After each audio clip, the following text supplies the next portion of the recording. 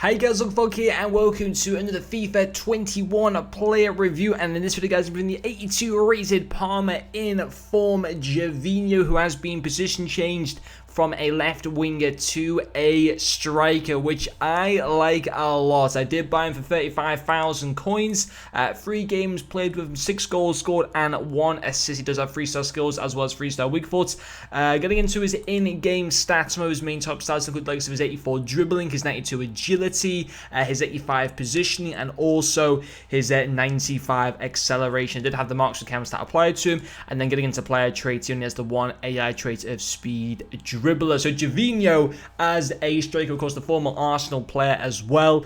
I think he's had quite a few informs over the past few years at Parma. I don't remember any actually being positioned as a striker though, which is really cool. I think that's why he's going for a little bit more on the market than maybe if his informs just as a left winger, he wouldn't be quite as expensive. But he looks good as a striker. Like, you know, you got that amazing pace, got the really good dribbling stats. His shooting with the right cam style is going to become good as well. And he was great to use in game. I mean, 7 goal contributions in the 3 games, 6 of those being goals. So his finishing, of course, is going to be a major stand-up part of the cards.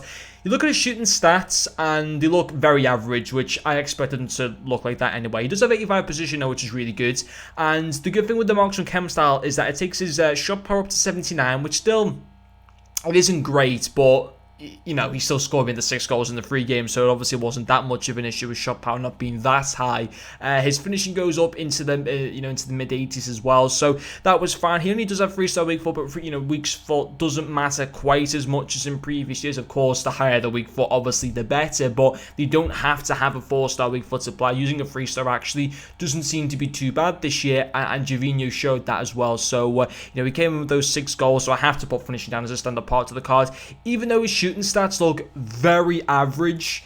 They were really good in game. I couldn't fault it whatsoever. And I think the main thing that that was because he was able to get into so many one-on-one opportunities because of how good his pace and dribbling is. It's just a nightmare for opposition players, and also how good his positioning was. He'd always make good runs, in behind the opposition defense that allowed people like Callum Wilson, Socrates, my left and right wingers as well, to be able to make the passes to him and stuff like that as well. His positioning was just superb, to be quite honest. But yeah, finishing definitely good parts of the card. His pace is superb, 95 acceleration, 94 sprint speed, and that was once again the thing.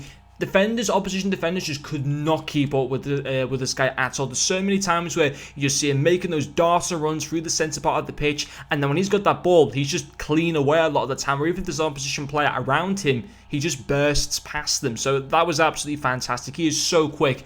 I would safely say, I mean, I've used a lot of players in this game that got really high pace, but in terms of strikers, I always tend to find that the wingers, so like a Lucas Moura on the right-hand side, you could play him on the right-hand side and feel amazingly quick. You play him as a striker and he wouldn't feel quite as quick. It seems weird, when you ever play a card central, they never seem to be as quick as what they'd be if you played them on the wing. I don't know why that is, but when using Gervinho, he was just rapid through that centre. He was absolutely superb. It just allowed him so many times just to make those runs through the opposition defence. And he's into so many one-on-one chances. It was fantastic, and he was able to finish those chances off as well. But yeah, his pace is quality. His dribbling as well is actually really solid in the right areas as well. The 92 agility is fine, 80 balance isn't too bad, 82 ball control, 84 in-game dribbling. The marksman chem style once again increases those stats nicely. His ball control goes up to 90, his dribbling goes up to 92, which is fantastic. He feels so smooth and agile on the ball, very easy to turn with. So again, that was a really good asset to have in him once more.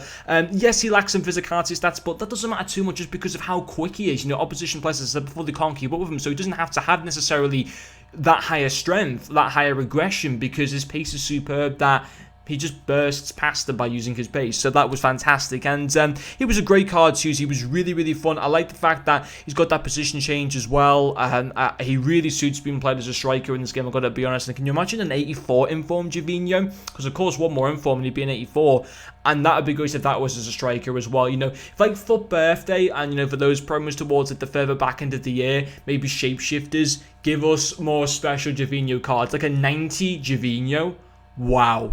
I mean, we're getting too carried away with ourselves here. But yeah, the 82 Gervinho though was great to use in game. No complaints with him whatsoever. Very good to use. And as a position change, I honestly do think this card works better as a striker than than if this inform was just a left winger. I think he just plays so much more better centrally, in my personal opinion. But anyway, guys, hopefully you have enjoyed watching this video, and I'll see you guys later.